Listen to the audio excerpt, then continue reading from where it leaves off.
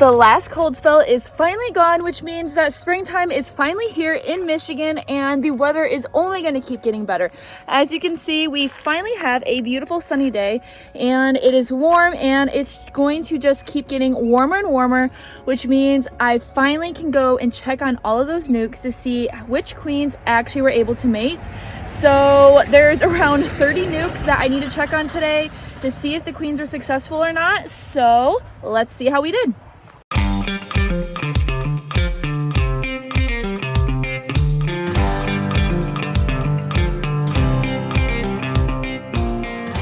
So the last day that I was out here when I was making all of those new splits with the queens that already started swarm preparation, I did momentarily go and check on some of those nucs. And it's a good thing that I didn't check on them that day because we actually, Casey and I saw a queen that was about to leave the hive at that moment. She had walked out the front entrance. I wish I could have gotten it on video because it was so cool and she was so beautiful. She was a very dark queen. So it's a good thing we waited because now today is May 4th, so May the 4th be with you. And all of the queens should be mated and laying their first round of brood. So perfect timing that I didn't get to check on them until the cold spell was done, but now we get to have some fun and see how we did. In the past, Casey has always had really good success when it comes to mating in this yard. That is actually one of the things that he has been kind of like curating in this yard is, I don't know if it's because there's not as many birds to eat the queens or the conditions are just perfect, but he's always had around a 95% success rate. So hoping that that still stands true today. But first, let's go check on the kittens because they are growing so fast. Actually, the mama kitty is now starting to let them be on their own, which means they're getting close to the time when they can start moving about. I have not seen them walk around yet. They just opened their eyes probably about 2 weeks ago and they are absolutely adorable. It looks like their ears are finally starting to get pointy and they're starting to get fuzzy. Hey, girly.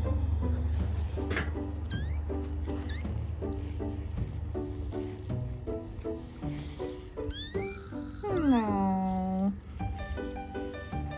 And here's Miss Mama. How you doing, girly? She's probably out and about looking for some food and looking for some mice.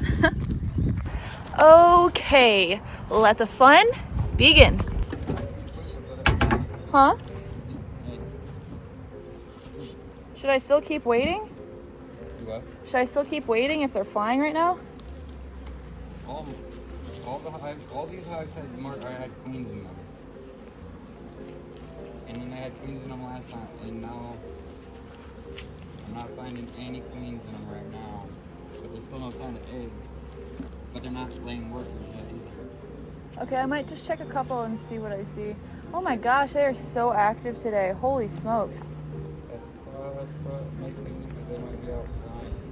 Also, their pheromones are like really strong. It smells like onions up here. Yeah, Are you sure that's not the lemongrass pheromone? Like the swarmy pheromone? I think lemongrass smells like onions. I think. I don't either. I want to know. I might look it up. Yeah. Like I said, we've been having a cold spell over the last couple weeks, kind of off and on. And now the bees are flying so much. There is so much activity going on right now. We got Vipledew over here. She is stronger than ever. I'm going to have to give you guys a peek into her because I am absolutely in love with this queen. I flipped a coin like I normally do on whether or not I should do something. On whether or not I should run, and the coin told me not to run today, so I'm not gonna run today. Probably for the better though, since I haven't had a day off in a while. I like the coin. Well, it doesn't always give me like a good answer. Most of the time, it just gives me a wishy-washy answer where it just flips back and forth between heads and tails. This time it stayed right on tails, so I was like, okay, fine. Can you tell I'm indecisive? Alright, where to start? I guess I'll start over here because I'm pretty sure they have laying queens. Just judging off of their behavior when I added pollen patties and whatnot. For some reason they're dehydrating these pollen patties, like they're just sucking all the moisture out of them.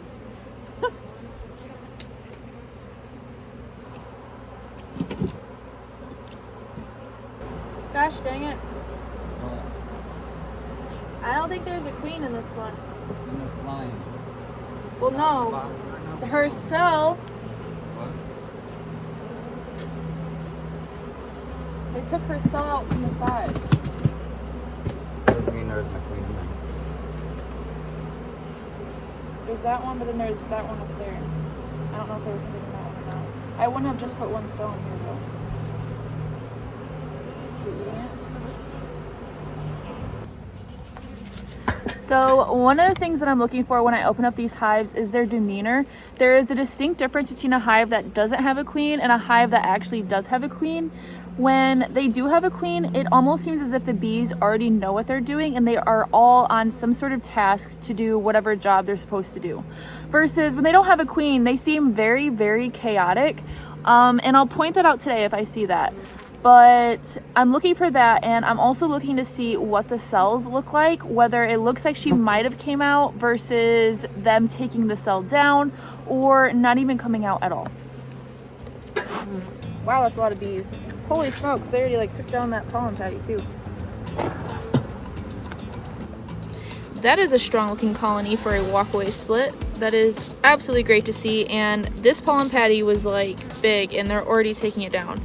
And I just put this on a couple days ago. It was Monday actually, I believe. And today's Thursday. Can I use that hive tool?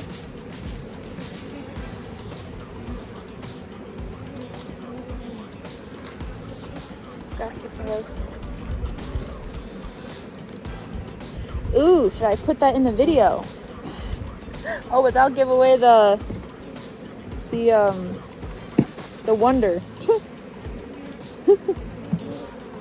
So this hive seems very calm, which tells me they most likely do have a queen. And another thing that I like to look for is whether or not they are keeping space open for brood. Because if they're doing that, that means that they are expecting a queen to be laying versus filling it all with honey that is coming in. And oh, they're already starting to draw out some comb, which is something that's pretty rare to see just because queenless colonies will not draw out comb, because the main reason why they even draw out comb to begin with is because one, they're on a heavy flow, and two, that queen is like, hey, I need more space to lay, so they draw more comb for her. Yeah, so they're definitely keeping cells open for brood. I am not seeing any eggs yet. I might just check a couple more and call it for the day because she might be out mating and I don't want to disturb them or impact or change her hive so that she's confused when she gets back. But there are a lot of bees in this hive, which is really good to see, because sometimes with walkaway splits it's hard to keep those hive numbers up. That's why I've learned that it's best to do walkaways in these little 5 frames versus doing them in a big 10 frame. I just feel like there's too much going on in a 10 frame that I don't always seem to have success. Where even is this queen cell? I mean, I see what could have been a queen cell because they're big, but they already tore it down. Okay, no eggs. Have you seen any of them have eggs yet? Yeah. Okay. So I'm not seeing any queens. Huh? You're not seeing any? No. This is only my second one, but... Huh? You think... Oh, yeah. No, I think so too. I think they're out mating.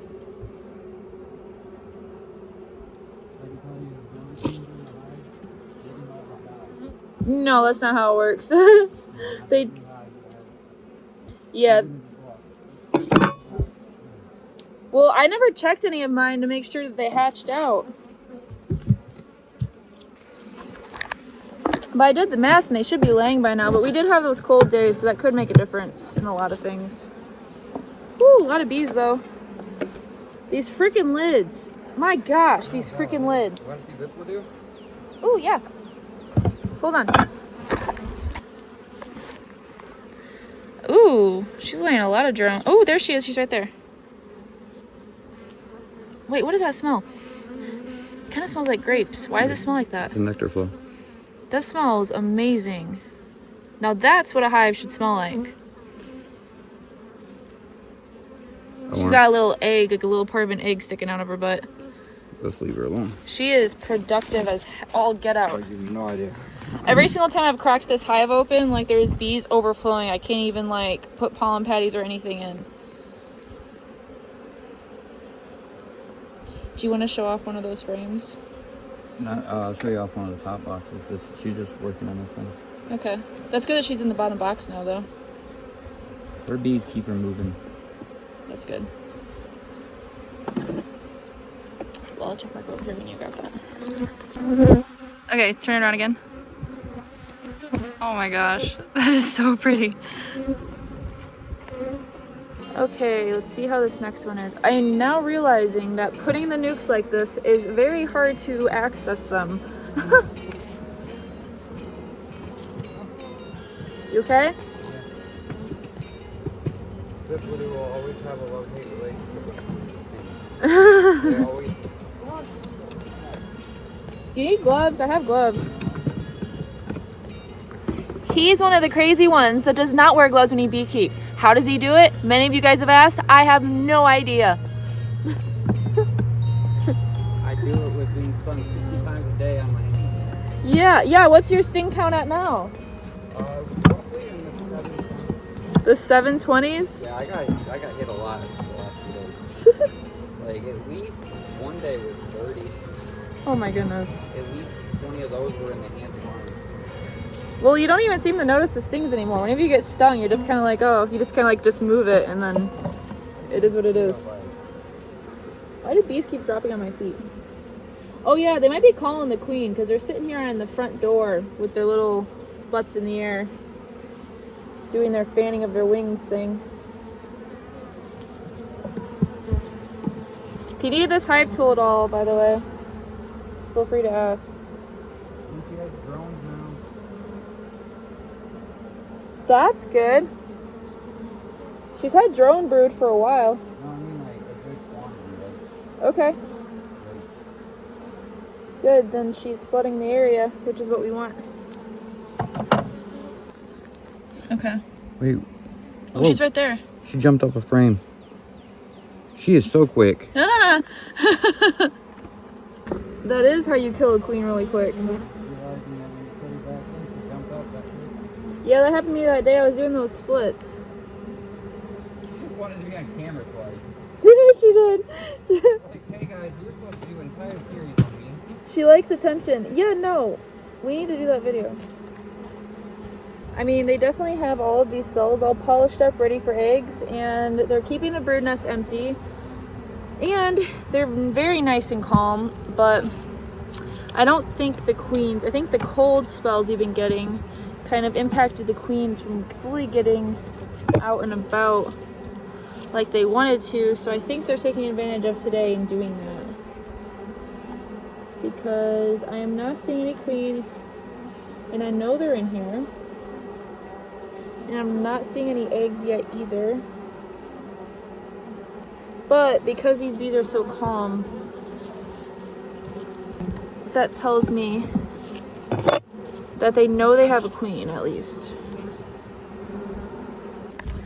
I'm gonna check one more, and if I don't find any eggs or a queen, then I'm just gonna stop, because they could very well be trying to fly back right now, and I don't want to be here when they're trying to do that because they will be lost. Okay, last one. Really good hive numbers though. That is something that's great to see in a lot of these splits. And they're already starting to draw comb. You can't really see it because it's so light, but they are starting to draw some comb out. which, like I said, they're not going to draw a comb unless they have a queen. So I think they're out and about. I think they're starting to prepare space for her, because the flow hasn't hit really hard yet. I mean, they've had a little bit of a flow. They had the maple flow and the dandelions have been blooming. And I can tell they're bringing in some, but it's not strong enough for them to be drawing out crazy comb right now. Especially because it has been cold. Yeah, so I'll show you guys this. You see that cell right there? Here, they're trying to take it down right now. They've already taken down a lot of it. But because it came out the bottom and not the side, this tells me she did hatch out. I have another one right there. This is the only thing I don't like about doing walkaway splits, is just how long it takes to finally have a laying queen again. I mean, on the bright side, all of these nucs are getting a nice brood break, which means that's really going to kick back that Varroa really well. So I'm not going to have to treat them with anything. Since brood breaks are a natural way of doing things. And as I'm not treating at all this year. So, at least in terms of using chemicals, I'm going to be 100% chemical free. I can't say treatment free because technically brood breaks are a form of treatment. Technically requeening is a form of treatment. But chemical free, that is my goal. That is my plan. Because I don't like that the chemicals really tend to make the bees sick. Every single time I put something on a hive, I have noticed the health of that hive has gone down quite a bit. Now, when it comes to like oxalic acid, though, I don't mind that too much. It seems to be a lot more gentle on the bees versus things like formic, which is an organic acid, but is really harsh on the bees. Like, oh my gosh, it cuts them back a lot. Same with thymol, same with Apigard. Apivar doesn't really ever work for me. It doesn't really kick the mites back at all for me. I think there is quite a bit of resistance. So, but I have seen the difference between bees that are able to manage Varroa on their own versus bees that have no resistance to Varroa whatsoever. Bees that have no resistance whatsoever, it seems that if you have one mite in that entire colony, come back a couple weeks later and all of a sudden you'll have hundreds in a freaking wash. Versus the bees that can manage it on their own, they'll just keep it at right below that threshold of 3%, and they'll just steadily keep it there, which is something that is very, very beneficial. So definitely going to keep exploring that trait because it is something that is very useful for us beekeepers and can really make the difference in all of our beekeeping, because then we're not going to have to use treatments quite as much. So yeah. It should be down there. Gosh dang it, did that freaking animal knock over those boxes? But no, I have not seen the hive tool. You can use this if you need to. No problem. Also, none of these hives have eggs or a queen. So I'm thinking they're all out mating right now. Can I get in my own hives? Because I kind of need to check them. But you're standing in front, don't stand in front of any entrances. Okay. Be very careful of that, because if she's coming back right where you're standing there, she can't get back in. Exactly. So don't stand in front of any hive. Okay. I'm just gonna check on the ones that I know already have queens. Yeah, because if you go through 3 and, like, for example, all mine had queens, I know it, I've seen them, I physically watched them. Yeah. So if none of those have queens in them right now, that means they're out flying. Yeah, 100%. Alright, well, we'll change of plans today, guys. I guess we're gonna go back through. I haven't checked on the original BeeFit hives in, I think it's been like 3 weeks. So I need to check on them to make sure that they're not preparing to swarm, and truly see what's going on. So, guess, change of plans. We're gonna have to wait a little bit longer to see if those queens are mated or not. All right, this hive can be a little hot, so I'm gonna get this smoker going.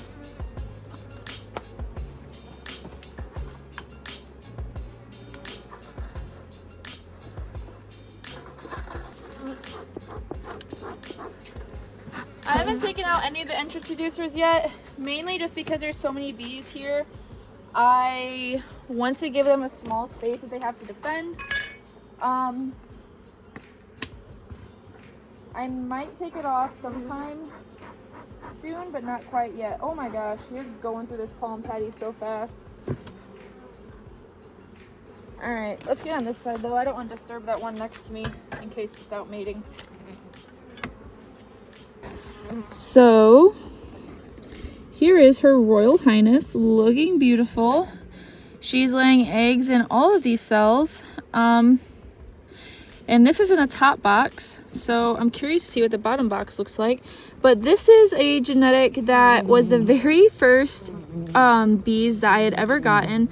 I have maintained and kept splitting off of that genetic and tried to keep them as long as I possibly can because they have adapted to our winters, and I've always noticed a little bit of Varroa resistance in them. As they do uncap cells and remove any brood that's infected. I was so scared because I thought that I may have lost this genetic in the move, but it turns out I didn't. That I do still have it, which makes me super, super freaking happy. Yeah, it smells like grapes. And they just, my gosh, yeah, it smells like grapes. I wonder what that is. That smells amazing.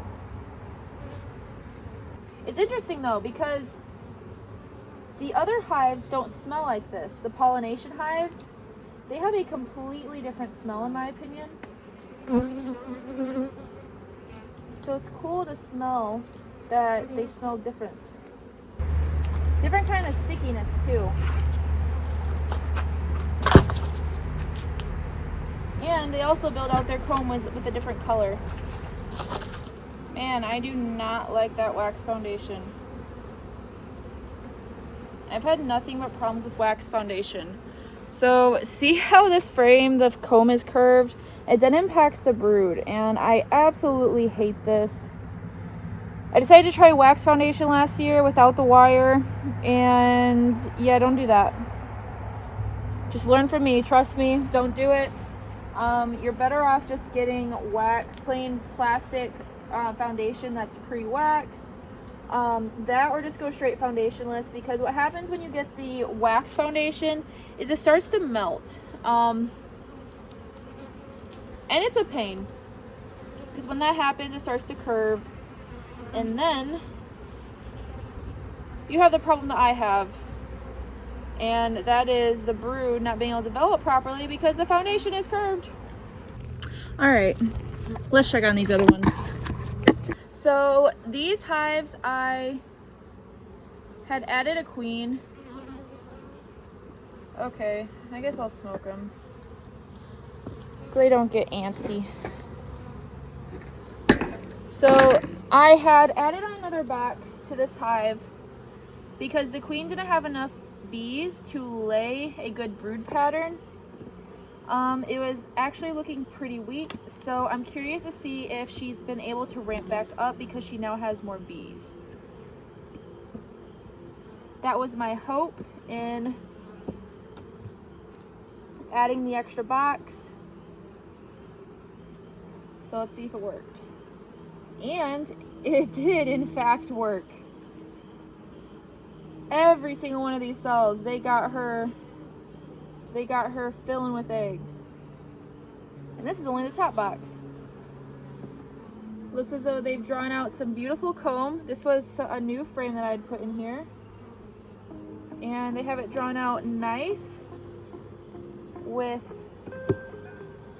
more baby bees. And another frame fully decked out in eggs. Holy smokes. Ooh, and there she is. Check her out.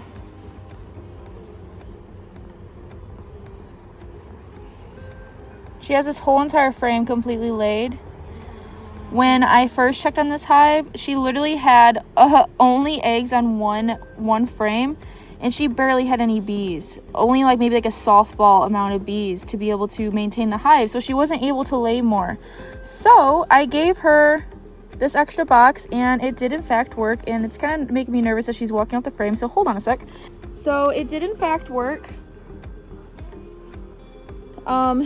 They definitely sped her up so that she would lay more. She actually has a little egg hanging out of her butt right now. If you can see it, it's kind of hard to see. She's kind of shy. I don't like that she's on the bottom of the frame. Girlie, can you move up more, please? I don't want you down here. I think she's trying to hide. But yeah, so that is really interesting. Sometimes it might not mean that you have a bad queen. It might just mean she might not have enough bees coming out of winter to build the hive that you're looking for. I'm gonna give her one more empty frame in here for her to do with as she pleases. She can lay that frame up. All right, let's see how she's doing in this bottom box. Also, for some reason, she won't take down any of the sugar water I keep giving them, which is interesting. So she's been down here laying as well.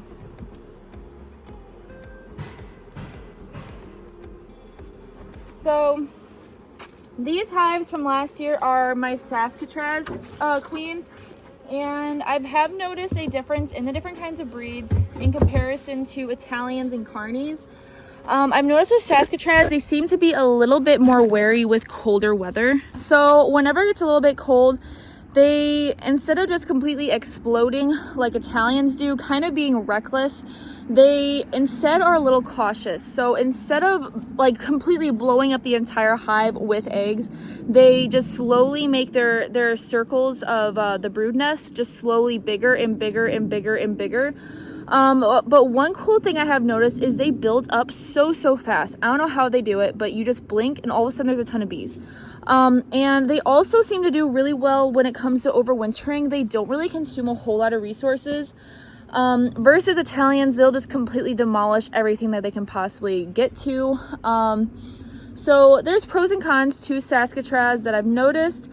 And also, like I did mention earlier, I have noticed as well that they do uncap brood cells and take out ones that are infested with mites, which that resistance is something that all of us beekeepers are all seeking.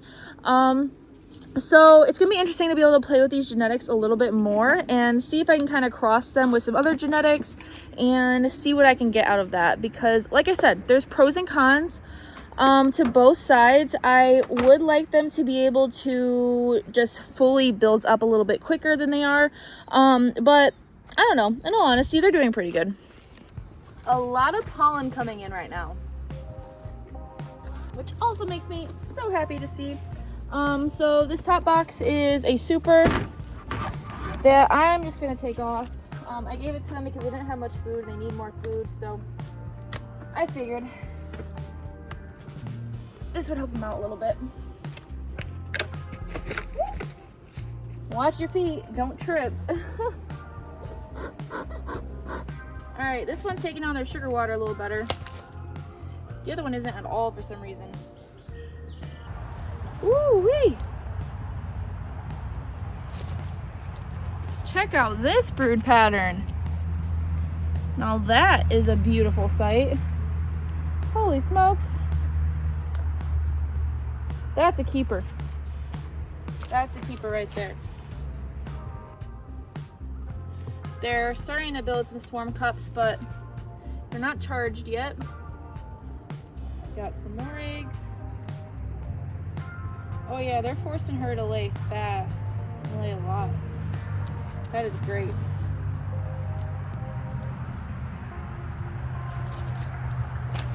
And there is my beautiful queen.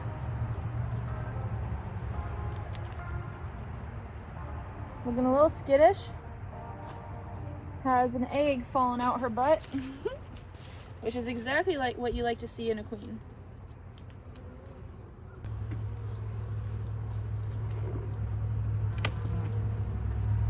Let's see how she's doing in this bottom box. Ooh.